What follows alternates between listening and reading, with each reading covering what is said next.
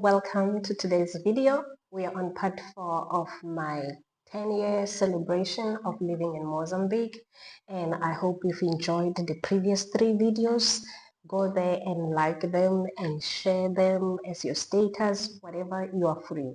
So today we're going to focus on something that we could do several videos on, but I will try my best to make it into one video. If I don't, well, that can happen. Okay, so today we're going to talk about Mozambican food.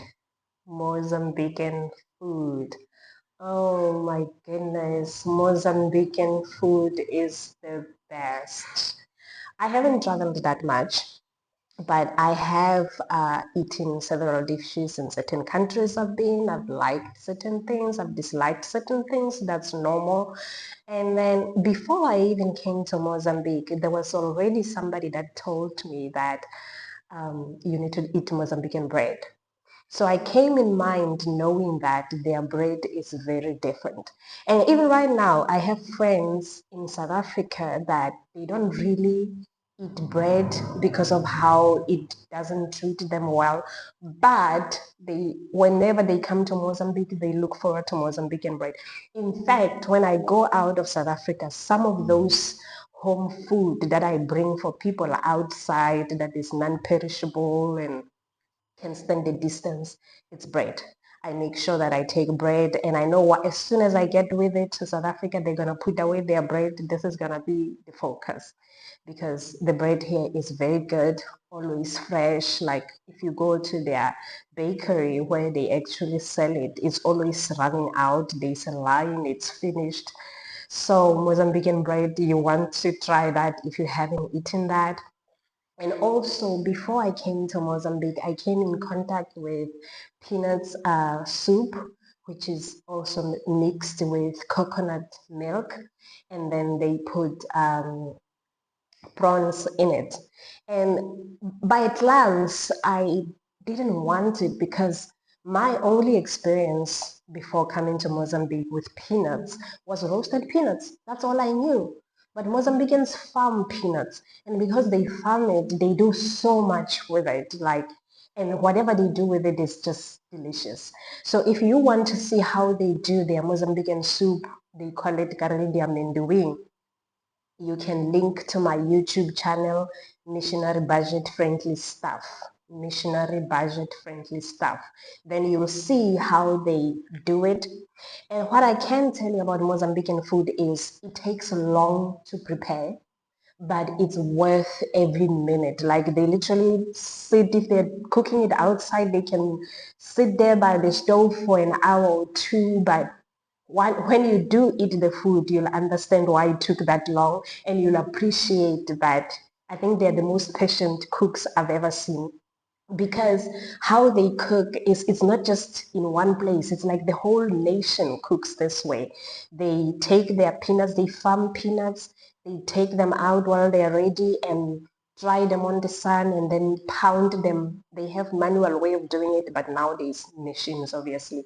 They will pound it and make it into fine powder, and then they get their coconuts and they grate them and take out that coconut milk, and then they're gonna mix it together. And once they get that, they can put leaves with it. They can put meat in it, like chicken, like fish. It's just so delicious. Like if you eat it, you'll want more and more and more. And what I can tell you is, if you do visit, restaurants do sell it, but I would advise you to get in contact with a national, because the way they do it in restaurants and the way the nationals do it, it's got a slight difference, and it's very delicious. I prefer the nationals way. It's so delicious, whatever they do with that. And then also, what I love about them is they are not wasteful. Like if you take a cassava plant for a change, for example, they can take the leaves to cook them. They call them matapa, and they will put them in that carreldium and doing that I just told about, peanut powder mixed with coconut milk.